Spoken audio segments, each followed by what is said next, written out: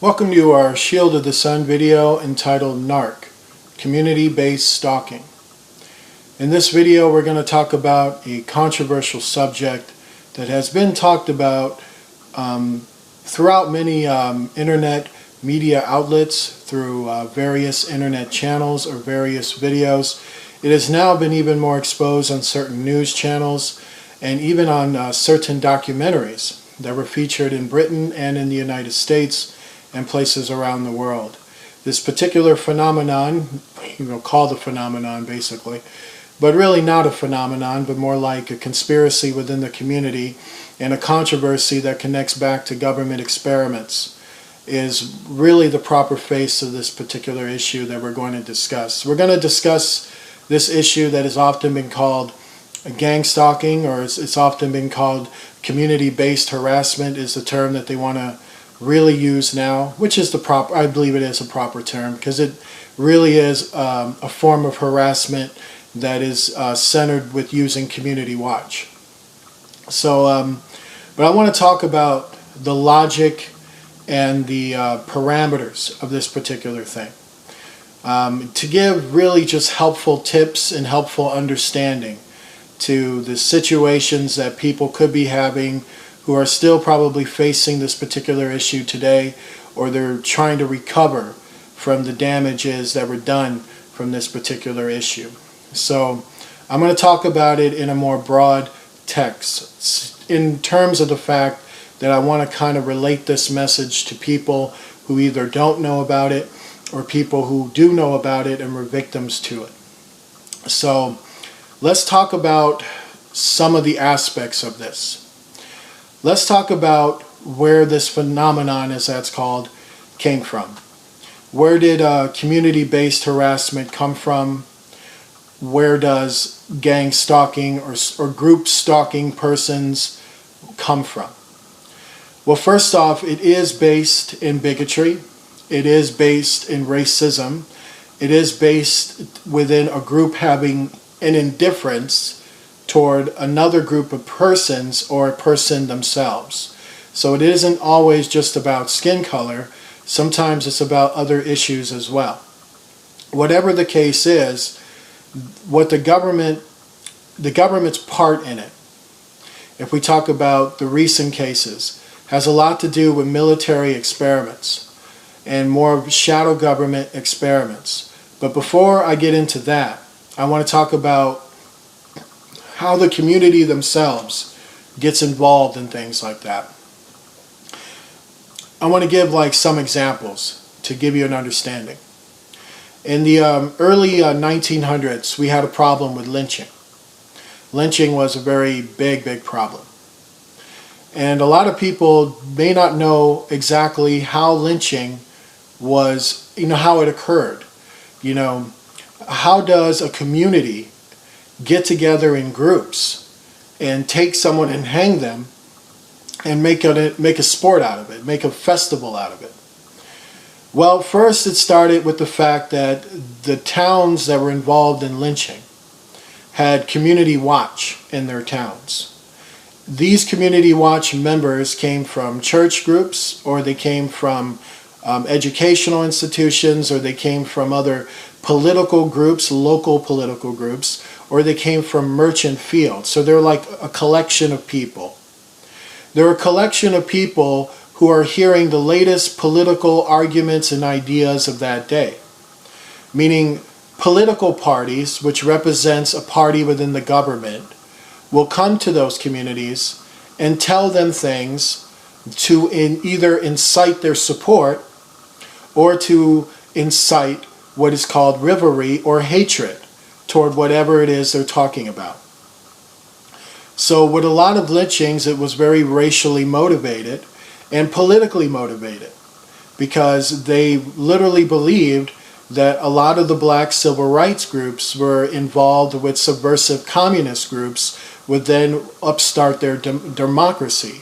So it was a way to really, which wasn't true in the sense that it was a direct threat to them. It was more true in the sense that they were learning tactics from other political groups to apply it to their own political agenda. which is something the other groups were guilty of doing as well. It was just that they did not want the competition. They did not want to compete or to deal with this upstart political group that could be influencing certain members in their community. So they stupidly thought that in order to eradicate this influence, they would have to get rid of the people in their community who could be influenced by said upstart political parties, or controversial political parties as that was called. So one of the ways they started doing that was they were told by these more radical members of these political parties to make examples out of them, to discourage others from listening to other political parties or other political ideas they do not agree with. So lynching was what they started doing back then. They would grab these persons, sometimes frame them for things they didn't do. For instance, in some of these lynchings, they would enlist a female to create a situation with someone they have targeted, get this person compromised in this situation, and once said situation has been fulfilled, they would then create a controversy in regards to that situation by declaring they have been raped by the person or the person has attacked a member of their family, but leave out all the other things that could have been the real face and truth of the situation. The whole aim is to just get that person to be either trumped up on charges or to be compromised in something they have entrapped that person in. Meaning they take part in a situation and they set up a situation so that you will feel guilty for it, so that you will feel you're totally responsible for it, that this lynching or that this abuse is going to happen to you because you screwed up and you need to pay. So it's also a psyop as well, because it covers over their intent, it triangulates their intent over to their victim, and thus the victim is lynched, and the persons or the group lynching them usually do not face any criminal charges because of all the things they accuse this person of, and the confusion is then brought into the case, which then screws it up for the courts. So then the courts have to throw it all away. They can't do anything with it because the whole thing is in a complete a disarray. There's no organization to pinpoint anything because of the amount of lies and the amount of deception and the amount of power that goes with these particular actions. Now, lynchings went on for quite a while, and they stopped due to the victory that a lot of the civil rights groups managed to ascertain. But that didn't mean that community stalking or community harassment stopped. It just means they changed their tactics. And they actually laid low for quite a while. But after 9/11, that's when this type of disposition started to arise again, because they found another excuse to bring it back again. So with that being said, that's just to give one example of what the intricacies of this particular controversy is like, which is why it's so hard to relate with the victims or to even identify the victims or to even understand what really happened to them. Because by understanding what happened to them is also exposing this racist, dictatorial, indifferent element in their community who just happen to be the community leaders, who have this image of they can do no wrong and that they're good people and blah, blah, blah, and things of that sort. They hide behind the facade of piousness. And so because they hide behind the facade of piousness, it's hard to identify them.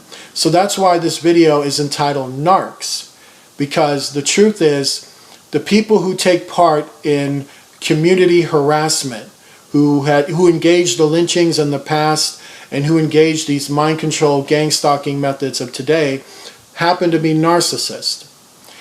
So you have to understand what that is all about. These people who do that usually are narcissistic people. They hide behind a facade of piousness because this is what they're all about. They're all about the image. They're all about what they can present. So to understand it, a narcissistic personality is someone who has no compassion. They have no empathy. The other aspect about them is that they become bored in life and they find enjoyment in abusing people and setting up situations that would be so horrible for people and so unfathomable to other people that then they laugh about it and they get their rocks off on it. They enjoy it. Narcissist people, to understand it, every family on earth has one. You may even have 2 or 3. Every family on earth has a Cain. They may have 2 or 3 Cains. Every family on earth, every culture on earth have evil persons born in their family. Sometimes a household may be without their Cain. Their Cain could be their uncle living in another house, or it could be their brother living in the house, or their sister, or even their mother or their father. It's a characteristic trait when it comes to narcissism. It's connected with a generational curse. It's connected with demonic activity. It's connected with the sole personality of Satan himself. And this particular disposition, when a person is a narcissist, they're very different from other people. They're also very secretive. They're also very elusive. And they're very hard to catch because they misdirect and they triangulate everything they do. Most narcissists today are covert. They used to be overt, but they learned that being overt got them caught up in too many problems, so now they've learned to be very covert. They target specific members of their family and see if they can get them involved in certain harassment groups in order to ruin their lives. That is really the true face of community-based harassment, or what you call gang stalking. This is where the government element comes into play. The government knows that there are community groups that are hateful. The government knows that there are family members within families who will use other family members for their own amusement and enjoyment. There are government agents that can identify the narcissistic members of your family. And there are also government agents that can identify church groups, community groups that have hateful dispositions.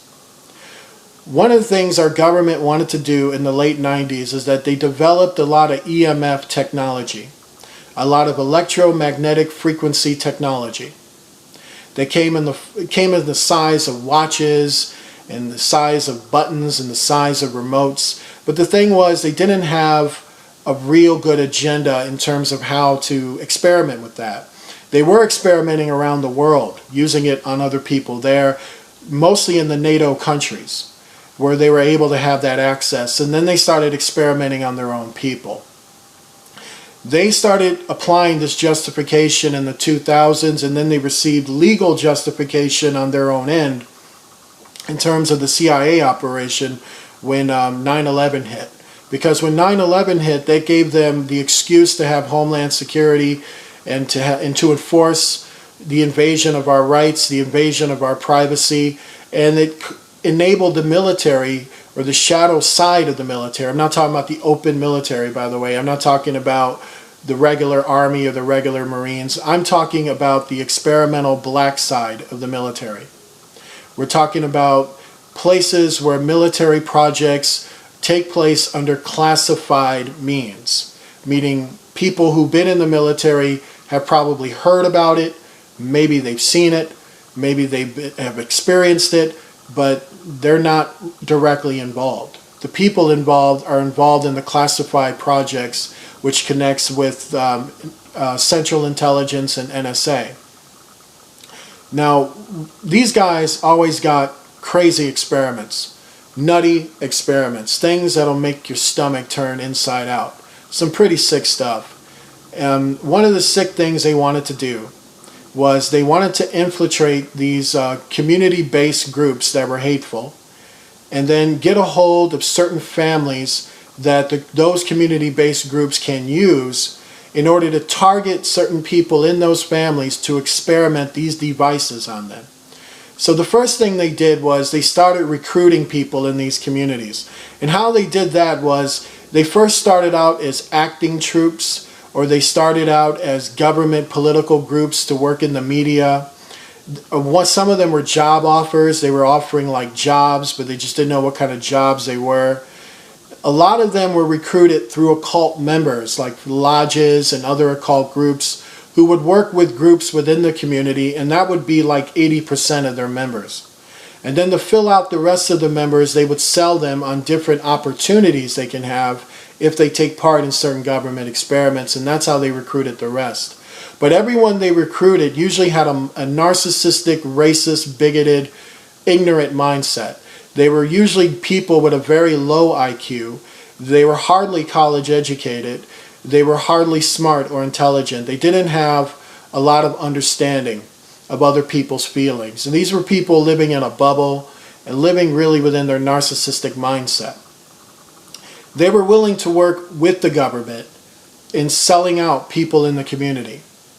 And what they would do is that once this community organization has been turned on to the government agenda, they have been shown the type of devices they want to use, or the type of psychological, because it wasn't always the practice with the devices, it was also a practice within manipulation itself, to see how certain things they do would affect their minds and how it would control their minds, and how the devices can be infused with that to make that situation even worse. So these people actually were paid for a time. They're actually given a home, and they're given this station for a time as they engage in a period. Sometimes it's from anywhere from 2 to 4 years when victims are receiving this. So what happens is, once this community is set, once these people are committed to this government project, they then seek out a family. They look for a family that they can target, and it's usually a family that is not like the rest of their neighbors, meaning probably not racist, probably not bigoted, probably, you know, they got other problems. They could be even occult members, but not as bad as others. So they're usually families that they consider to be weak, they consider to be not as important, which they would consider to be expendable. That's how they see this crap, by the way. They have no compassion. So you have to remember that. They see everything as what could be expendable. Usually, if it's like a prominent Spanish family, or a prominent family that could be white but not like everyone else, or even like a Spanish family, just a family that lives or is enabled to live in their communities that they really don't like, and now they have a way to mess with them, what they then start doing is finding ways to infiltrate that family. So if they're like targeting a son in that family, they'll send him like a girlfriend, and then that'll get him to be introduced to it. They'll be real friendly with him, but really get him to have ideas to turn against his family. The other assets they do is that if they can't do it with him, they'll go to the family members themselves. What they're looking for with family members is they're not going to go to all of them. They go to the leader. They go to the most influential member of your family. And then the key point with that is that they have to go to the narcissistic member of your family. So let's say the influential member of your family is not a narcissist. They won't be able to work with him. But let's say there's someone in his family that helps him out, and he or she is a narcissist. They go to that person. They'll turn that person on to what they're doing, get that person to manipulate the members of the family to their ideas, all in an effort to target this individual and their family. The reason why they're doing that is because they want to get the family members of that individual to turn on that individual, so that that will make his or her life completely ruined, completely shattered, and they'd be in a disillusionment about what's really going on because they've been totally lied to. Now, when they're successful at getting the narcissistic members of your family to use their other family members to turn against you, then what they have is a community-based organization that is ready to pounce on them, and they have family members in their pocket that will not help said victims when community members pounce on them. Now, this is where police action comes into play. To go to the cops and tell them that you're being community stalked by a community-based organization, the cops will look at you like the criminal. They won't help you if you come like that. Because the truth is, cops in America, I'm not talking around the world, but I'm talking in America. They work at local and state levels. So if there's a federal government with an agenda, an experiment, and with some type of hidden intelligence authority enabling themselves to work with communities that cops, community-based organizations that cops have to work with, police officers, who generally get their information from them in regards to understanding the community they have to patrol, they will not help the victim, because the victim is being targeted by the government, and the victim is being targeted by the community watch that generally the police officers trust. The reason why the police officers won't help them is because they don't believe them. Generally, they're trained to hear stories like that and think that he or she just needs to go to a mental hospital, or they could be off their meds. Now, the police officers who do know that this stuff is going on are literally told to protect the community harassers and not their victims. Because the community harassers are already convinced that the victim is a bad person, because that's what they've been told, or that's what they are telling themselves to believe in. The family members of the victim also doesn't believe the victim, because they have been turned against the victim. So what you now have is this victim is totally alone, with no support, with no family, no community, and not even law enforcement.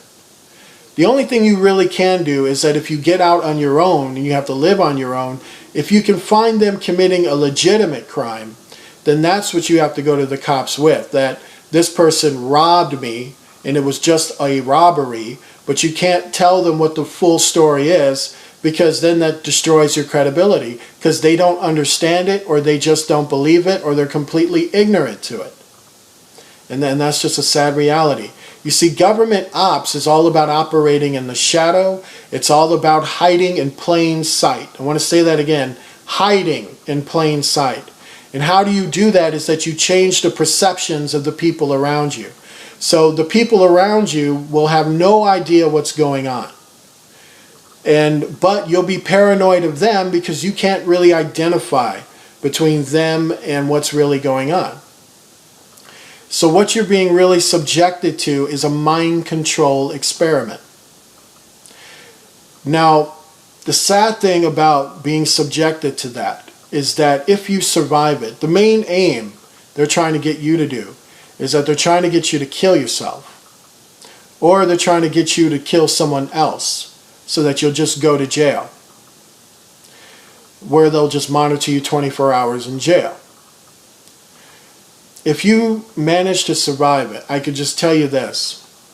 What will happen to you is that you will move away from them.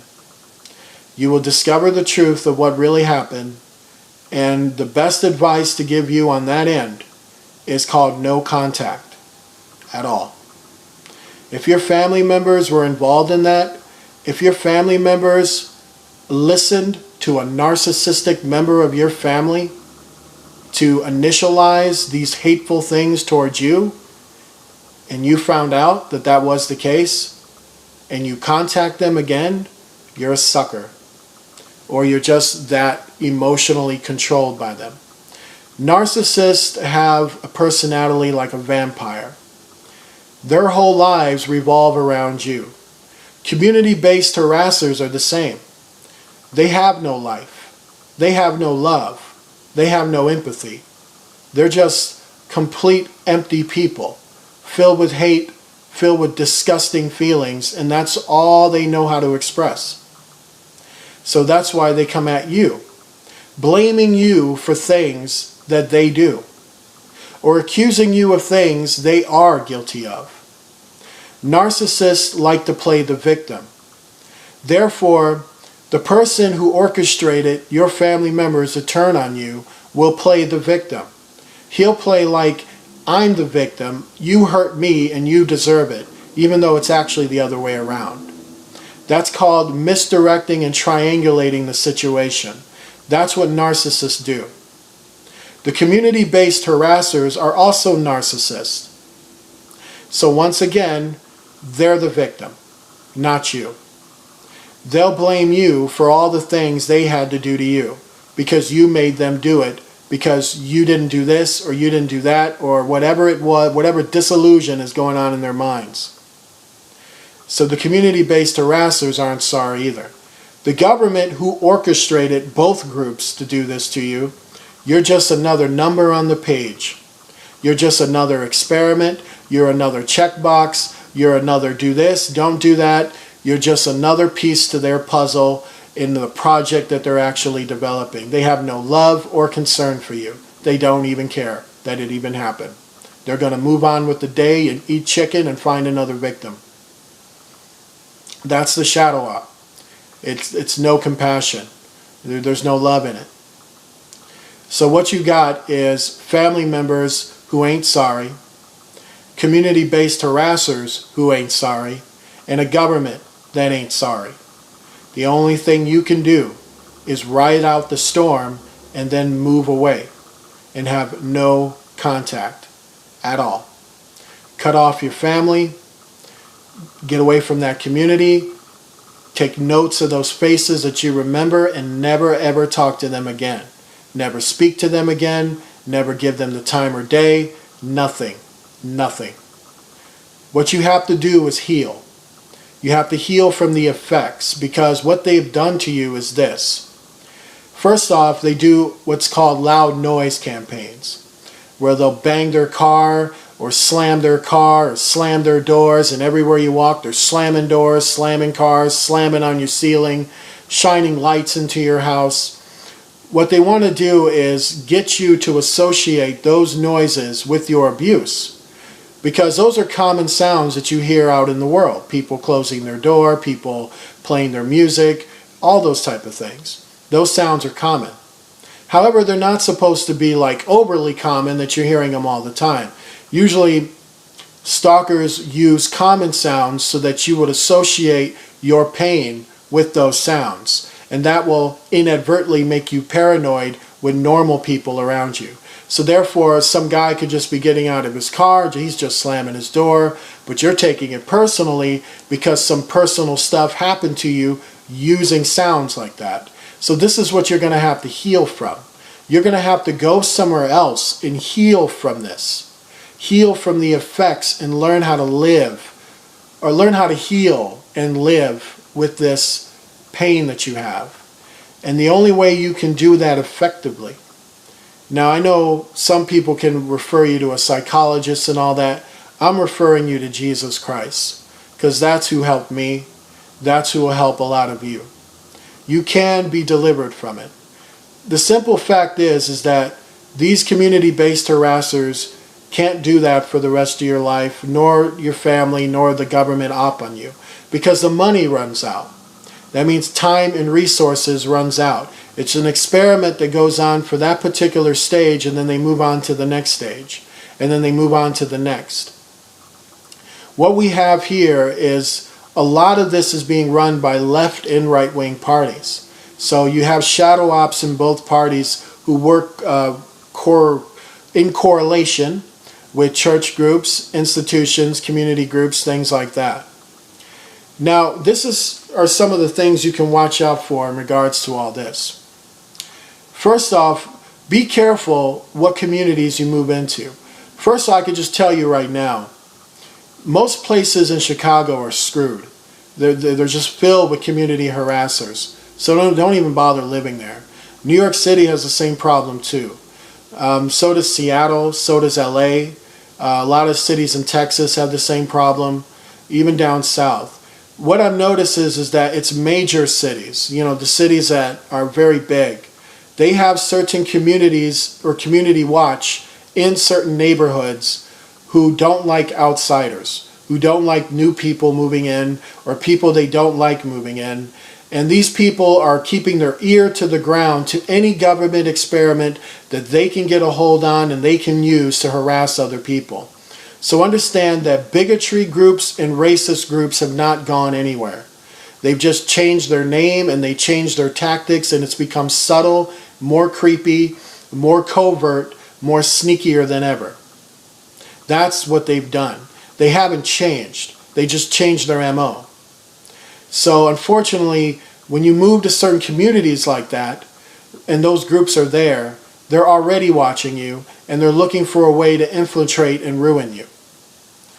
Another thing is, if you got narcissistic members leading your family, that you can identify that this uncle is a narcissist or this mother is a narcissist, and you can see the evil influence they're putting on that family, have nothing to do with them then. Get away from them. Get far away from them. Change your phone number. Cut them off. Pretend like you're not even their family member. Cut them out of your life, because they're going to damage you. They're going to come at you and they're going to damage you. Because the problem is that your family members are allowing themselves to listen to a narcissistic leader.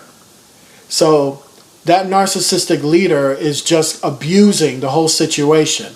He or she is an evil, wicked, uncompassionate, discriminate, racist, bigoted, hateful person. They're like that because they hate themselves. Also, I want to dispel this thing about narcissists, by the way. They're cowards, by the way. Yeah, they're dangerous and they will hurt you because they can't handle the fact when you expose them. They can't handle that.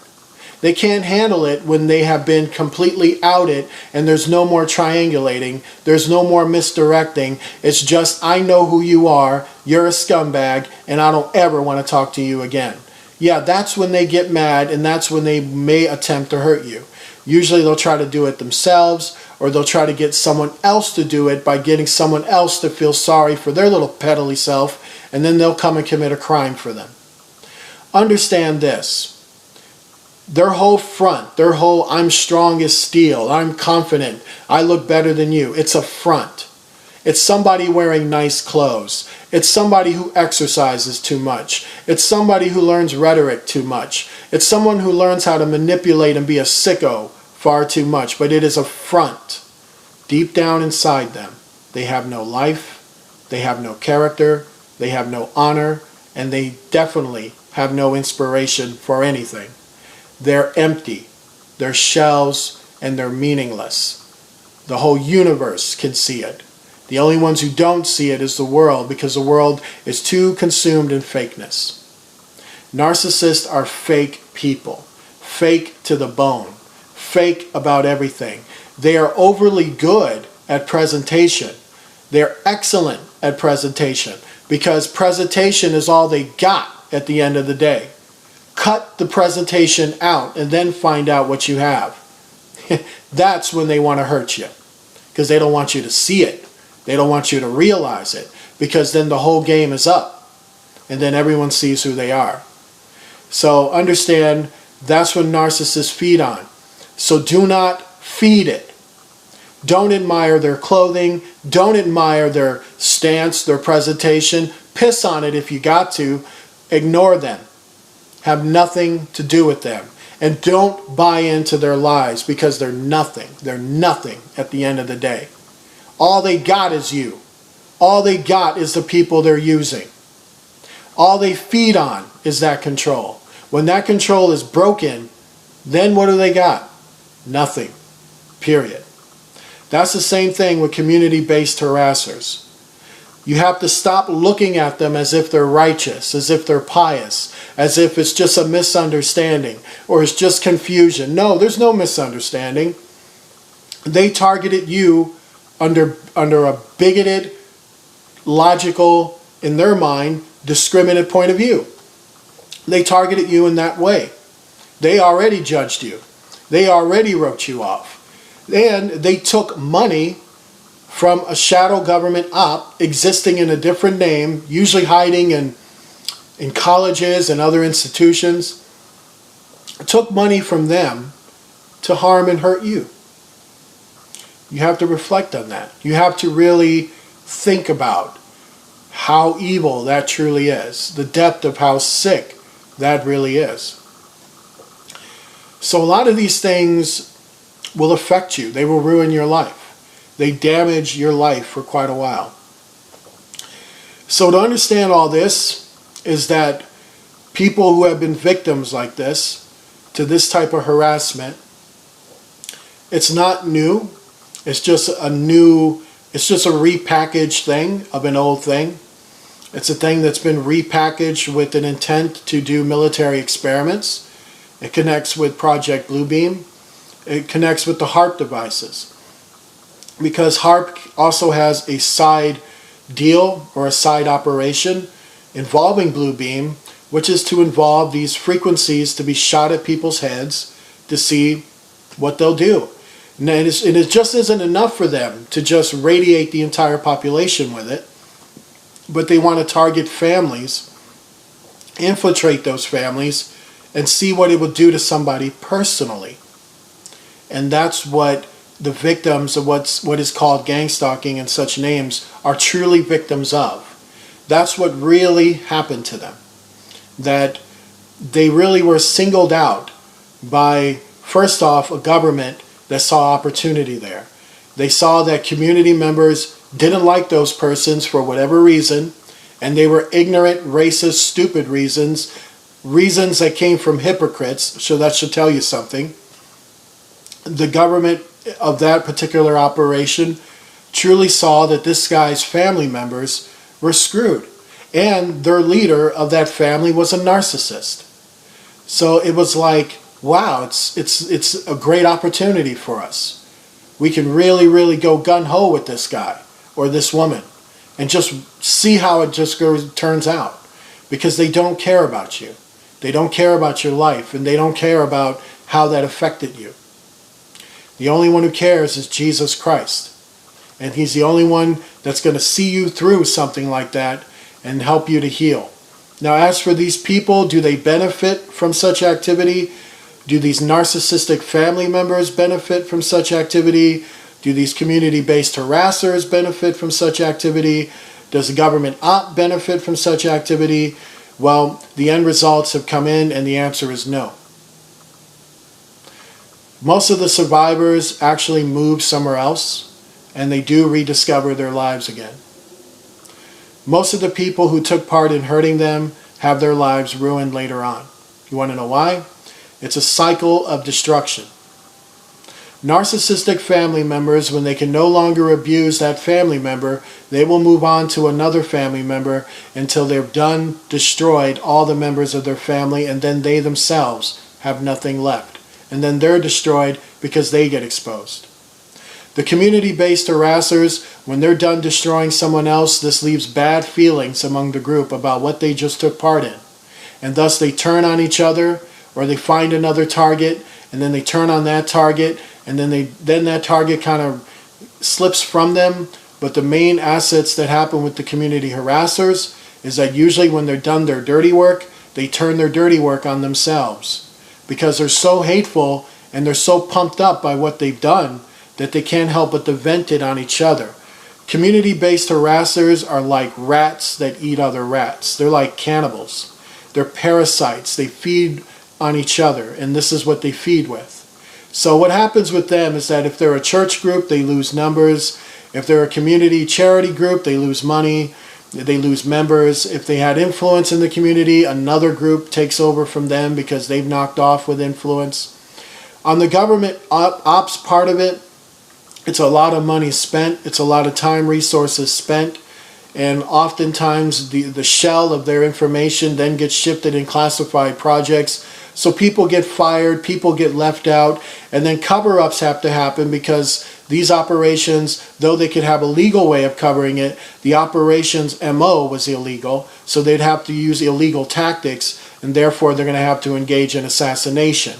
Meaning they're going to have to kill people who actually knew what happened to you in order to cover up their own end of things. So the people involved in it end up in real bad situations later on. So there's no reason to really get off your rocker about, I want justice, I want payback, I want them to feel what I feel. Believe me, I understand. I understand what you're feeling, you know, but you don't need to react that way. You don't need to even think about them. They're done. If you survived it and you're in the healing stages, what you have to focus on is healing your mind. healing your mind of the damage that was done. You're going to have to overcome the paranoia they did to you, the disillusionments they did to you, even the hateful feelings they put inside you. You have to start healing from all that, because a horrible crime has happened to you. It resulted in your life being taken away from you. And the only medicine to that is to restart another one. Because what that experiment did was destroy you. And you have to accept the fact that it was family members being misguided by narcissistic members of your family who did that to you. It was a community that, instead of looking out for you, decided to throw you under a bus, and they did it for fun. Their whole mindset was they were having fun. It was the time of their life. It was a magical moment for them to do all of that to you. This is where they get their rocks off. This is what they call fun. When someone else is bleeding, someone else is hurting, then they feel better. You know that's not normal. So be aware of the type of communities you move into. Make sure the people in that community you move into are generally educated to the point that they have expressed true intelligence.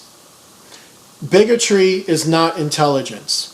Clique groups are not intelligence. Community groups that are all about their own little group is not intelligence. Racism is not intelligence. Narcissistic people who are all about vanity and stupid things want to appear intelligent, want you to believe they're intelligent, but they're not. Their actions prove it all the time. A sign of a truly intelligent community is a community that would never do that in the first place. Let me say that again. The sign of a truly intelligent community is a community that would never do that in the first place. The sign of a truly intelligent family is a family that truly sticks together, and they do not allow things like that to arise. A truly intelligent family is ruled by intelligent persons and not narcissistic persons using their mind for evil. Narcissistic persons want you to believe they're smart. They're actually stupid. They may know how to count, they may know how to manipulate, but they're stupid. Look at the ideas they formulate with what they know. Who does it benefit? No one. In fact, it destroys and makes things worse. Stupid people do that. See, stupid people will find something and make it worse because that's all they know how to do, because the condition of being stupid is not applying yourself to the knowledge that cures it. They don't want to be corrected. They don't want to understand what they've done. What they want is to continue abusing you so they can feel better about themselves. The government, in terms of the shadow op on this, involving themselves in this, is what made Edward Snowden leave. This is the real reason Edward Snowden left. Why he left military intelligence and went to Russia. It was because that was the reason why. The shadow op involved themselves in communities and harmed American citizens who were no threat to anyone. And in fact, the citizens they harmed showed that they had high IQs and were intelligent people who could be doing positive, intelligent things for a lot of people and making improvements. A lot of them were seen as positive change agents who never were able to express whatever they had because an ignorant, stupid community buried them and destroyed them so that they can live fat on the hog. So they can enjoy themselves with fornicating desires, drug desires, greedy desires, so they can stare themselves in the mirror all day long, admire themselves while people are being destroyed that they personally don't like. It's like the little kid who turns his friends against the other kid because he just doesn't like the way that kid looks. Yeah. Now you understand, that's not intelligent. That's stupid. So in order to avoid communities like that, don't move into stupid-based communities. Don't move into a community because of how it looks, because of what kind of people are there. Find out who's really there. Find out what type of intentions they are. What kind of people are they really? And if you do live in a community and you happen to discover it, stay away from it. Don't involve yourself with it. If you're in a family and one of your narcissistic, hateful, bigoted, I'm all about myself family member wants to come to you and tell you to turn against your brother, turn against your cousin, really question why that person is telling you that. Why is that person setting up a situation like this? Why are we all taking roles and characters so that when this person comes through the door, why are we going to treat him? Why is this really happening? You have to really discover why. So understand that if you survive this, don't go looking for revenge. Don't go writing them letters. Don't go expressing what they did to you, because they don't care. The best revenge is no contact when it's all over with. I really hope this video helped you, because that's what it's really based to do. This has been our Shield of the Sun video called NARC, Community-Based Stalking. If you'd like to send a donation to Shield of the Sun, please send it to the name Miguel Jimenez, spelled Migueljimenez, at P.O. Box 39204, Charlotte, North Carolina, 28278. You can also purchase books written by me that would be very, very helpful for you. It's at www.lulu.com. When you get to that website, on that search engine, you're going to type Michael Herr, spelled Michael, last name like Ben-Hur, that name, Michael Herr, and then the books would pop up there. And I just hope this really helped you to understand that it's never a good idea to turn against your own family members. As a community, if any of you are in Community Watch, don't enlist yourself in hating on people you don't know. That's sick. That's wrong. And for those of you using microwave devices on people, what you're doing is worse than rape. I just want you to know that. And the only end results are going to be this. If your victims survive it, they'll expose you and never have anything to do with you again. You yourselves will be reaping your own rewards. You'll be getting payback from similar persons just like yourself. God bless you to all. Be intelligent. Good night.